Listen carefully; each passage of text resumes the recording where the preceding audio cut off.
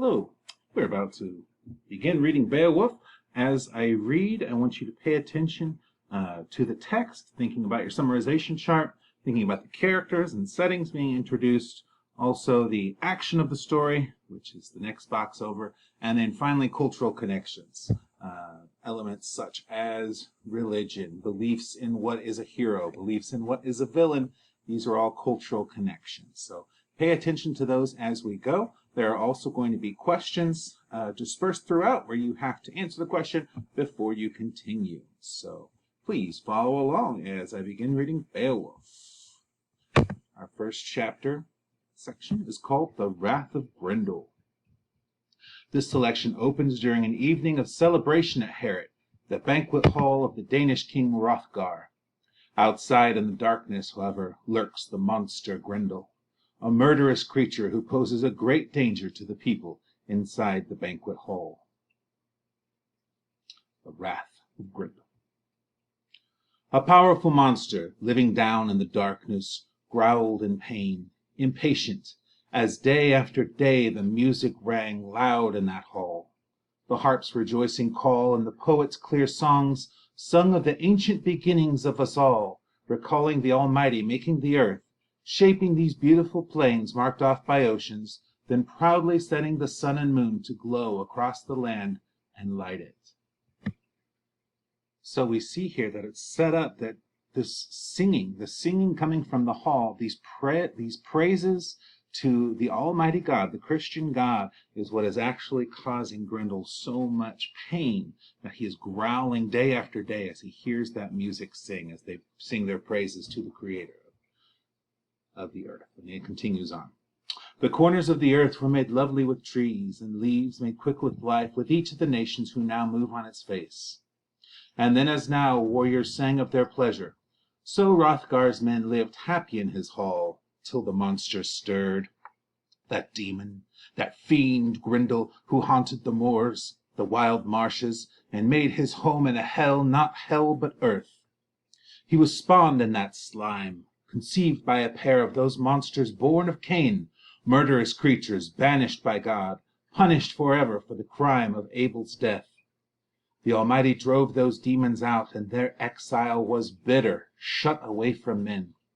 They split into 1,000 forms of evil, spirits and fiends, goblins, monsters, giants, a brood forever opposing the Lord's will, and again defeated.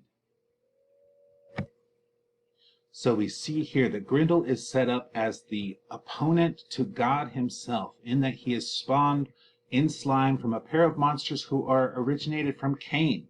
In this way, the Beowulf poet ties the story of Beowulf, which was a pagan story in the first place, it ties it directly to the Judeo-Christian religions. It ties it directly to the Bible, saying that Grendel himself is a descendant of Cain, that after Cain murdered Abel, he was cast out from paradise. This exile was bitter. He was shut away from men, and when that happened, all of Cain's descendants became 1,000 forms of evil. These spirits, fiends, goblins, monsters, giants, and Grendel is just one of many of those who are a brood, which is a collection of offspring, a brood forever opposing the Lord's will and again defeated. Continues. Then when darkness had dropped, Grendel went up to Herod, wondering what the warriors would do in that hall when their drinking was done. He found them sprawled in sleep, suspecting nothing, their dreams undisturbed. The monster's thoughts were as quick as his greed or his claws. He slipped through the door, and there in the silence snatched up 30 men, smashed them unknowing in their beds, and ran out with their bodies, the blood dripping behind him, back to his lair, delighted with his night's slaughter. At daybreak, with the sun's first light, they saw how well he had worked, and in that grey morning broke their long feast with tears and laments for the dead. Hrothgar, their lord, sat joyless in Herod, a mighty prince mourning the fate of his lost friends and companions, knowing by its tracks that some demon had torn his followers apart. He wept, fearing the beginning might not be the end. And that night Grendel came again, so set on murder that no crime could ever be enough, no savage assault quench his lust for evil. Then each warrior tried to escape him, searched for rest in different beds, as far from Herod as they could find, seeing how Grendel hunted when they slept.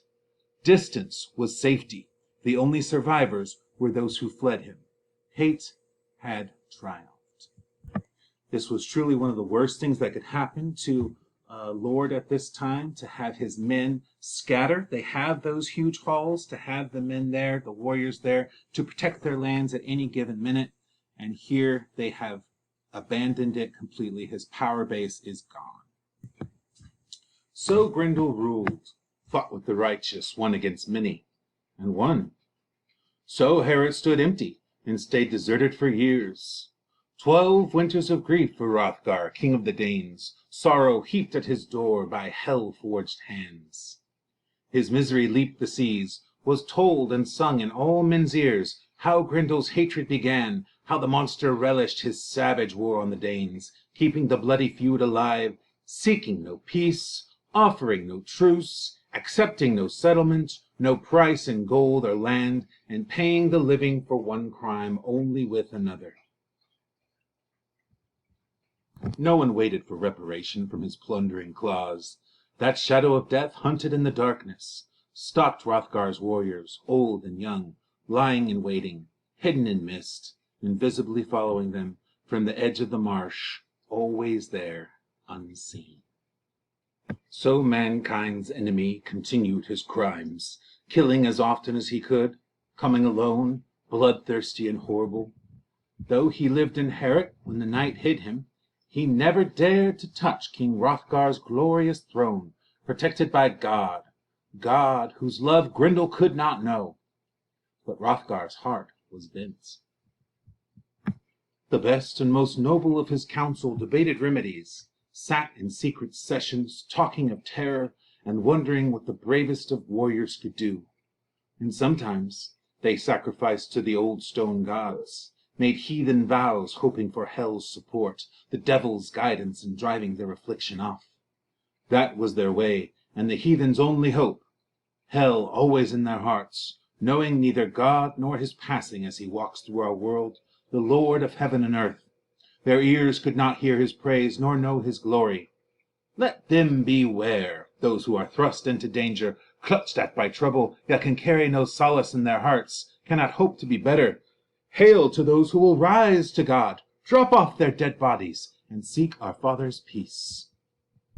So we see this dark point in Hrothgar's kingdom where the people have been terrorized by Grendel for 12 years, and now they have decided to turn away from this new Christian religion which they had adopted, this new Christian God. It seems to be powerless against Grendel, and so now they turn to sacrifice to their old stone gods. It says they made heathen vows, hoping for hell's support to drive this affliction off. But in the end, the monk who wrote it gives a warning for all listeners that to beware to not do this when you're thrust at by danger, clutched at by trouble. But hail to those who will rise to God and drop off their dead bodies. So he wants his listeners to learn a lesson from what these Anglo-Saxons, what their reaction was.